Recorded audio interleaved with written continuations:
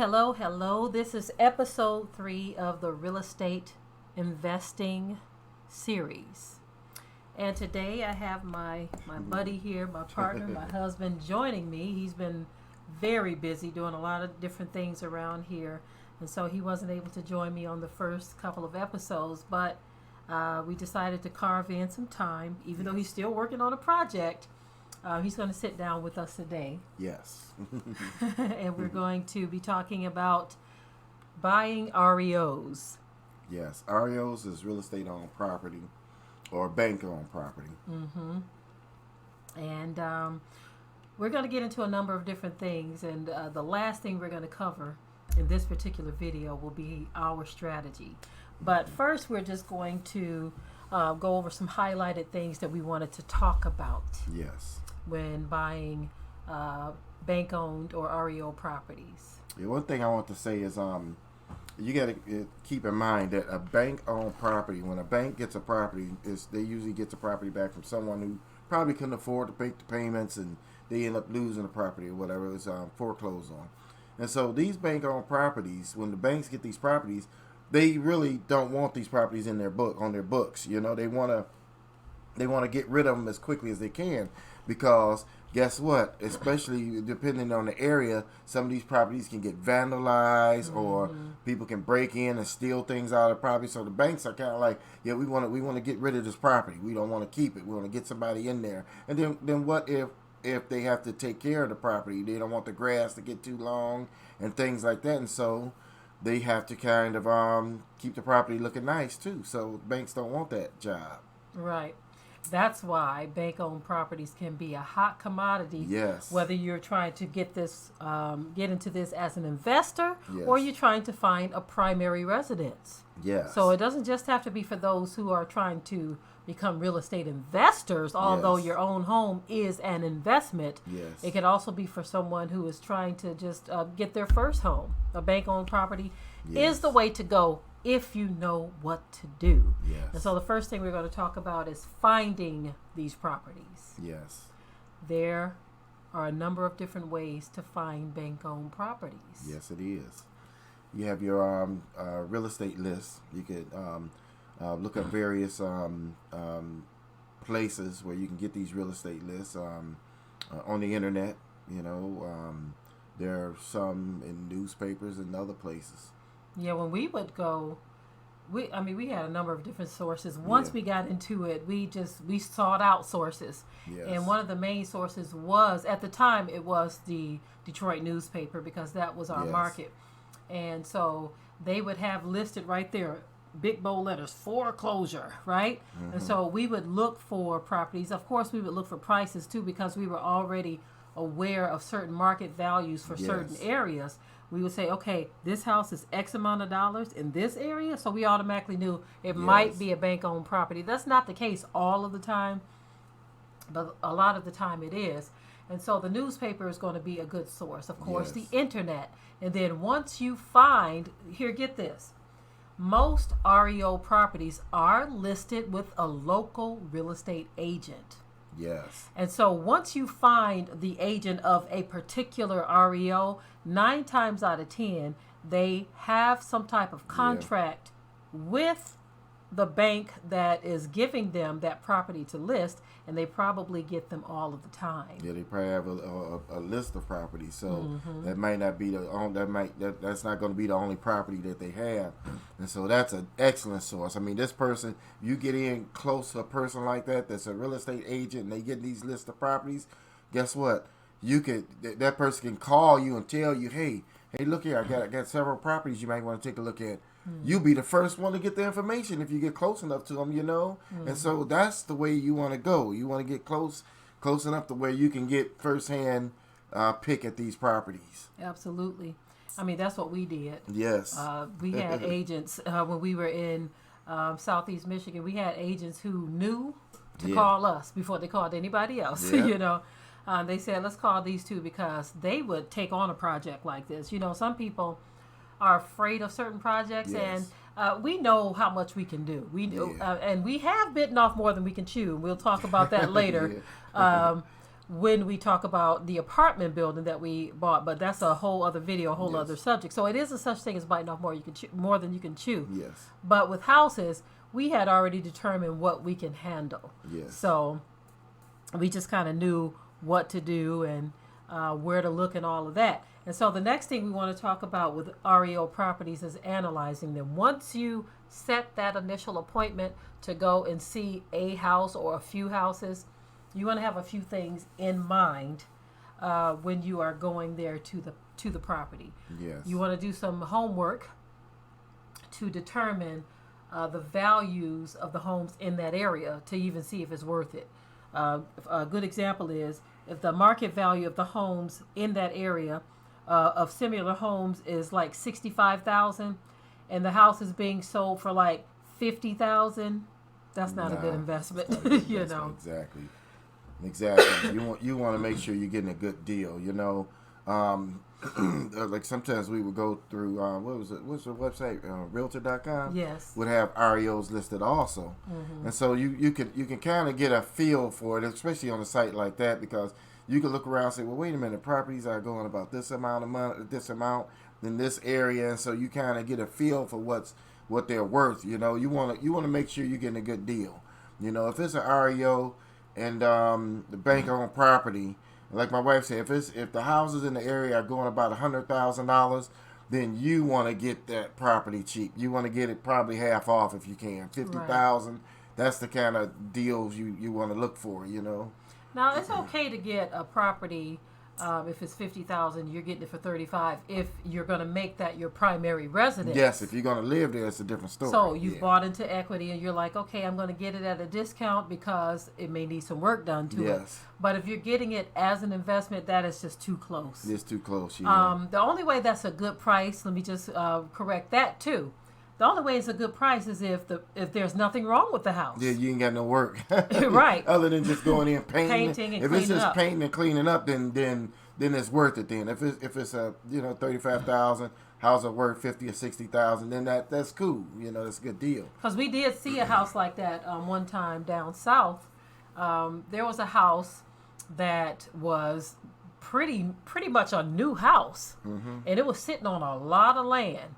And it had beautiful landscape. It had a beautiful pond, little hookup in the. Oh my goodness, it was beautiful.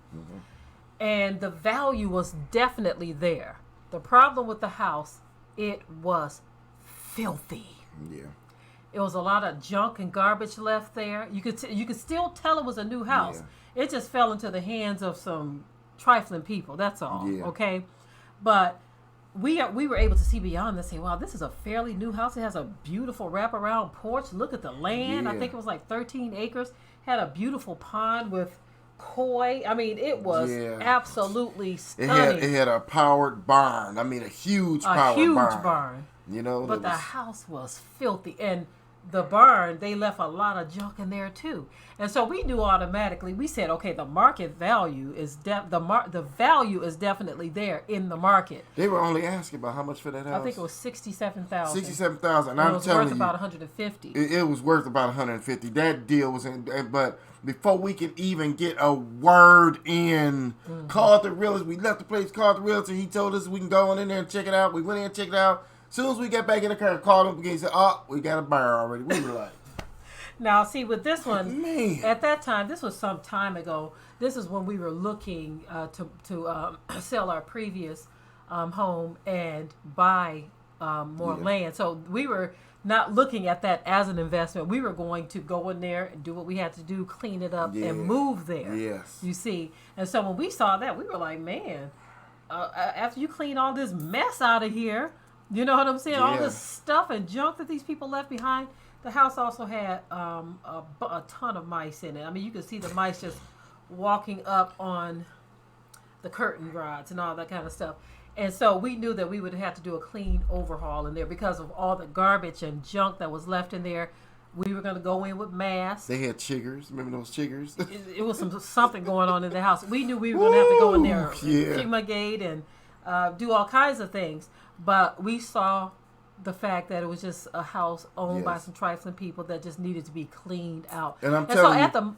No, go ahead. I was going to say, at the most, the cleanup with renting containers and stuff like that, with us doing the work ourselves, probably would have been less than $1,000. Yes, and I'm telling you right now, most people, okay, when they see something like that, they just they can't wrap their brain. It's just cleaning up. But when you see all that mess, I'm telling you, even the bankers, when they go and see all that mess and see all this, it just I don't know what happens, but they to them it's like it's garbage. It's just they garbage. lower the value, and when it's just cleaning up. But I've seen houses that may have a roof problem, and they don't be that bad. But sometimes when a house is really messy, oh man, I'm telling you, yeah, you can get them super cheap.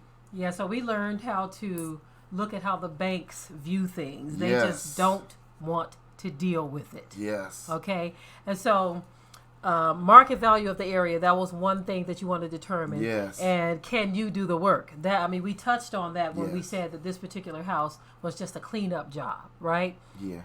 And so we already knew we could do that kind of work. Even if it needed replacing of floors, Yeah. replacing of some walls and things of that nature. These are things that are very easy and simple that Right. we could have did ourselves. See, we can do that. So, see, here's the thing you got to look at, right? Okay, let's say you see a house and the value of it is perfect for you. You say, man, I'm getting it more than half of what the value of it is, and I could I can stand to make some good money on this if I flip it or if I'm going to flip the property, right? Mm-hmm. Well, let's say the house is worth $100,000, you get it for $50,000, right?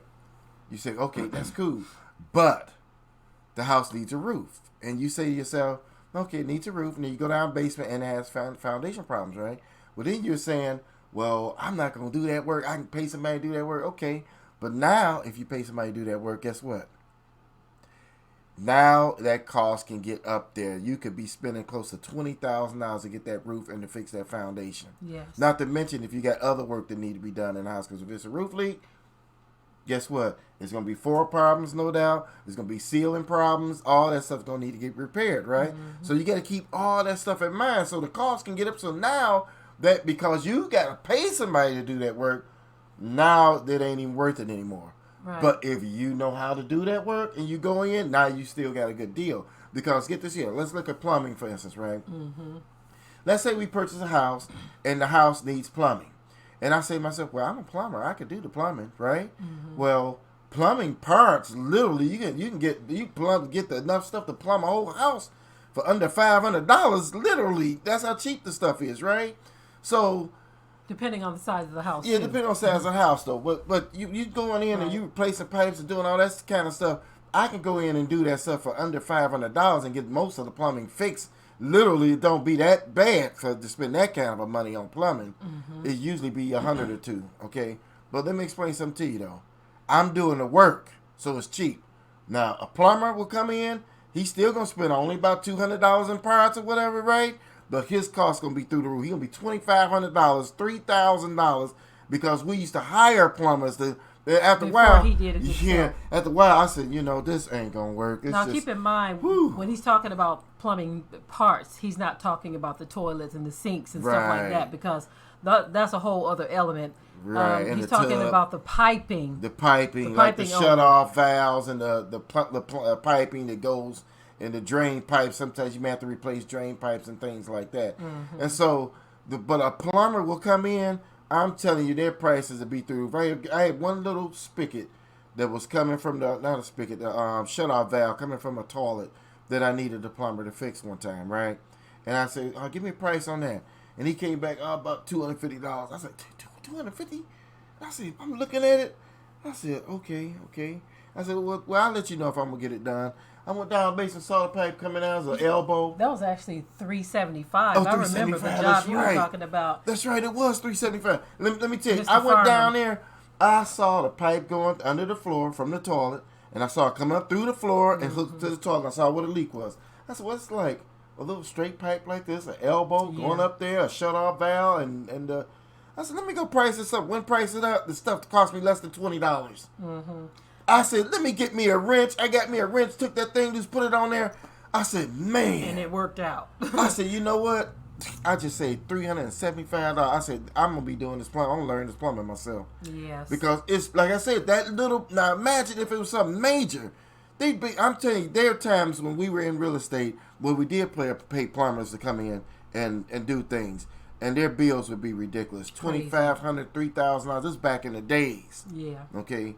So you got to analyze yourself. If you can do the work, then you're going to save yourself a ton of money, and you're going to make a ton of money on that property because you're doing a lot of the work yourself. Yeah, even with the electrical, we when we were back in Michigan, we had a brother who he was very reasonable. Yes.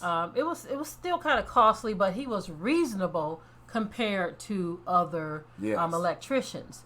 But again, that's another thing that Watchman learned how to do himself. Yes.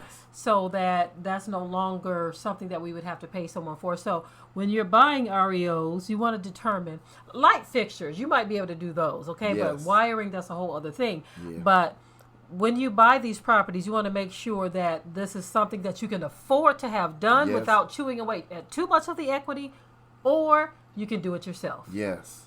And that's going to be a major deciding factor on whether you should buy a property or not, and also what are you using it for. If it's again something you're going to live in, you may not care as much because you're not trying to necessarily get a profit. But if you're buying it as an investment, you don't want to buy something that costs too much, and you're still going to have a whole list of repairs that won't leave you any room for flipping and making a profit on the flip. Yeah. Okay. Yeah. So when you go in these houses, let me explain something to you. When you go in these houses, you analyze these houses. Take a notepad with you, okay? Take a notepad, an ink pen, and go in and make a note of all the things you're gonna have to do to that house. Okay, man, it look like it's leaking here. I'm gonna have somebody check the roof right here. The rest of the roof look good, but right here we may have an issue here. The floor is buckling right here. We may have an issue there. Look like I'm gonna have to change the toilet out. Look like I'm going to have to change this out, change that out. You got to look at everything. If you're going to need to put down flooring, okay, you got to analyze make a list of all of those things so that when you come out and you make your offer, you got to give yourself a price for all that work that needs to be done. And that's how you make your offer. Absolutely. Absolutely. One thing about making an offer is you got to ask yourself, before you make that offer, how long has this property been sitting on the market?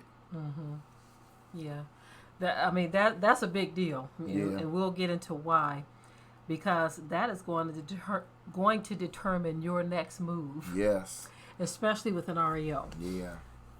Sometimes a property might slip by some people, right? And so once that REO hits the market, in a very hot market, you're gonna have people on it like white on rice, right? And so if it's just on the market, you want to ask the listing agent. That's another thing.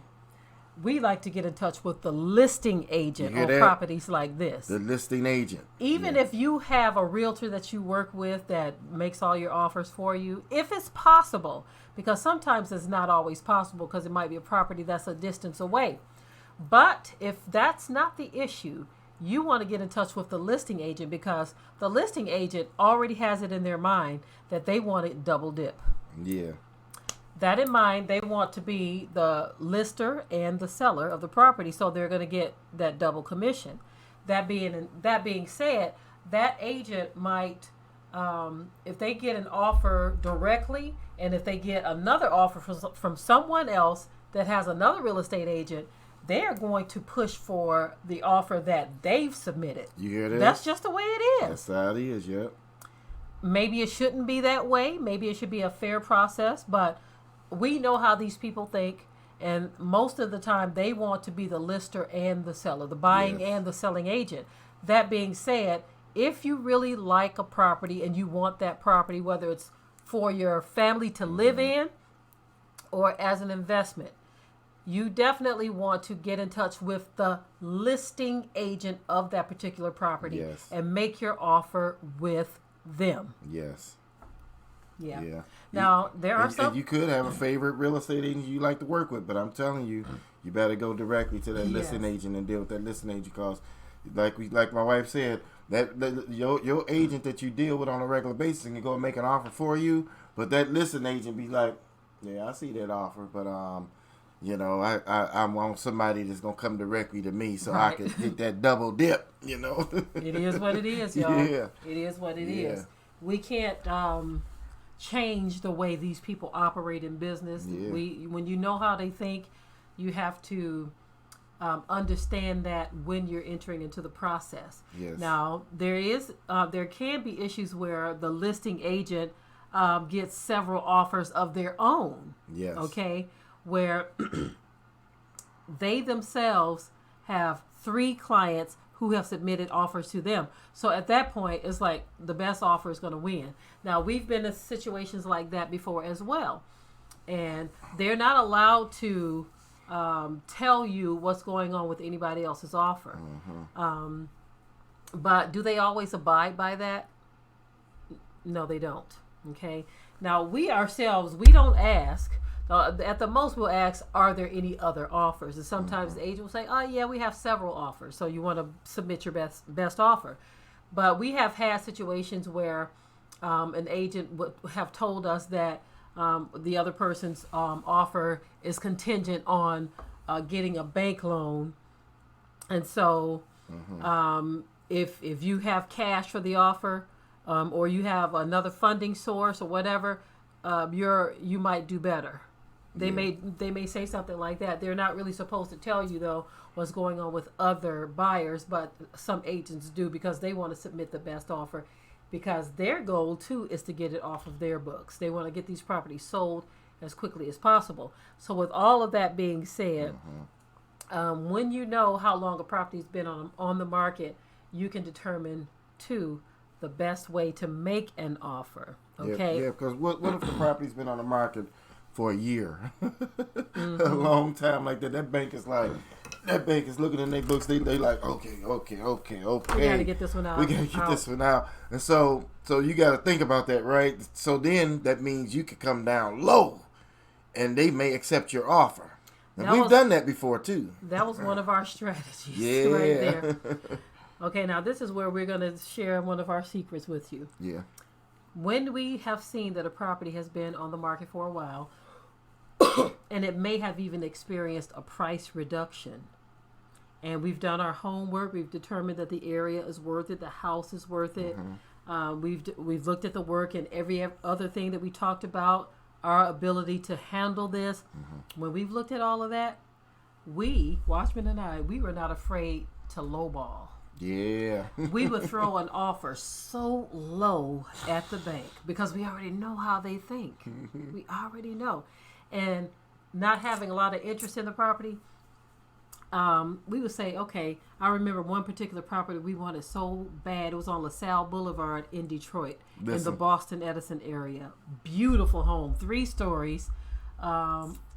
I can't remember how many bedrooms. I think it was 4 or 5 bedrooms. It was 4 bedrooms. But it was a beautiful home. Beautiful. Now, it did need some work. But it was a beautiful home. I remember we talked to our agent. Listen. He was the listing agent. And we got that ball. We said, low ball, $26,000. That's what we offered. Because we had a hard money lender at the time that we worked with. And so that a hard money lender, we're going to get into that in another topic. That's another topic, yeah. But this was a lender that's unconventional. This is like a private investor. And they don't have to go through all of these channels that banks go through to fund a project. If the numbers are right, they will fund it for you, right? Yeah. So because we already had a hard money lender we were working with, we lowballed so low on this property that our real estate agent was the listing agent on. We offered $26,000, which was way less than what they wanted. Yeah. And he calls us back. He says, "Hey guys, they accepted your offer." $26,000. How much was the house worth? That house was worth close to $100,000. Probably more. I think it was $118,000 at the time. Yeah. Let me tell you something. $118,000. And if you've seen this house, it was a 3-story home, 4 Brick bedrooms. Home. There was no bedrooms on the first floor, so it was a big, huge living room, dining room, huge kitchen with a pantry. I mean, it was just really a nice A beautiful staircase. Beautiful staircase. I mean, this was a beautiful home. It you know, was. It was. It was completely beautiful. Now, Boston Edison, if you know that area, the homes right now are just off the charts. This was a long time ago, so that house is probably worth a whole lot more. Oh, that house! I wouldn't doubt it if it's worth about $250,000 or more right now. That Yes. same house, yeah. Yes, but anyway, we ended up getting it with a lowball offer. Yes. And so, what you want to consider, you definitely want to consider all of the things, all of the points we talked about in this. Yes. Can you fix it up? Is it a good offer in terms of the area, the value? How long has it been on the market? Yes. All of this will help you to determine, can I give a lowball offer? Because sometimes you can't. Yeah. Sometimes a property is hot and it might have 4 or 5 people or more looking at it. Mm-hmm. That being said, you won't be able to lowball because you won't get Yeah. seen. Yeah. Okay. They're going to go for the best offer. They don't always go for the highest offer. Mm-hmm. Let me explain that. They go for the best offer, meaning which one is going to close the fastest. Yeah. Because sometimes the highest offer is based on conventional financing. Yeah. We've run into that situation too, where another buyer was trying to get it through a conventional lender who's going to say, well, you know what, you might have to get an inspection done. This might have to be done, that, and this. Whereas a private investor, they go into it knowing that the property is going to need to be fixed up. And in some cases, they themselves will come and look at the property. That's right. And if you have an established relationship with them, they'll say, oh, you guys can handle this one. I've Yes. seen you handle worse than this before. So Yes. having private investors, that's a great thing as well. They still exist out here, but you just have to understand that investing in real estate for flipping or renting is different than getting a primary residence. You are going to have a higher interest rate, and the length of the loan is not going to be as long. So you want to be able to either finance out of it or pay it off within a reasonable amount of time. Yes, absolutely. Absolutely. So basically, like we said, you got to remember, there's different places where you can find these REOs. There's REO lists that you can find. There's websites like Realtor.com and other websites that list REO properties, bank-owned properties, foreclosed properties, actually. The newspaper and various real estate agents may have a list of properties too. If you're familiar with books like Trading, is it Trading Times? It's a book that they used to have in Michigan, Yes. but it's like these little real estate books Yes. that or classified books. They didn't just have real estate only; it was cars and vehicles and stuff like that too. But some of these little publications that they have near newsstands will also have REO or foreclosed properties as well. Yes. So, with the age of the internet, a lot of this stuff is Googleable, so you'll be able to look it up. But anyway, keep in mind, keep all of your resources very close to you. Come up with your own strategies as well. Yeah, I've heard some people actually, if you knew somebody that worked at a bank and you knew them well, you can ask them, do your bank have any a list of properties that they foreclosed on? And you'd be surprised. Yeah. You see? Yep. So we're not going to prolong this video anymore. We've said a whole lot here. There's so much to cover in the area of real estate investing. This is why we decided to do bits and pieces at a Yes. time, because we would be literally talking for hours Hours. if we tried to share all of the information. Yes. So breaking it up into segments is the best way for us to do this, so that you can refer Yes. back to what is of interest to you, because we're going to be talking about other things like buying land even. Yes. And so if someone is interested in buying land, they might not necessarily be interested in buying apartment buildings. Yes. So why put it all into one lengthy video? And so stay tuned. We're going to be talking about other subjects as well. But we're going to close this one out, and we hope we have said something that will be of value to you in your journey into real estate investing. Yes. Okay, we are done. Be sure to ring the bell to be notified of new uploads on this channel, and also comment, share, like, and subscribe.